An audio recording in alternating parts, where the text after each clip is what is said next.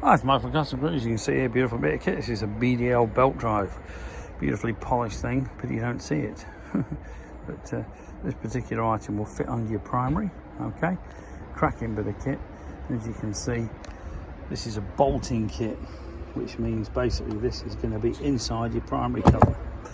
Give you masses of power, masses of space as well. And very, very good bit of kit. Comes complete with a brand new high pressure clutch. You can see here, much stronger than the Harley original one. Automatic. Push rod's obviously going to screw in here, but very, very high end stuff. Comes with a grind free type of jack shaft, very high strength.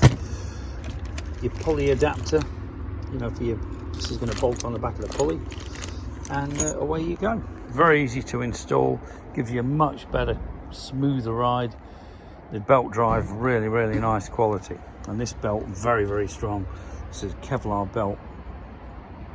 And as you can see, built by Gates. Gates are basically one of the best bearing people you can have. If you're interested in any of these great items, give us a call, 01773 835 666, customcruisers.com, or the new site, customcruisers.eu. Thank you.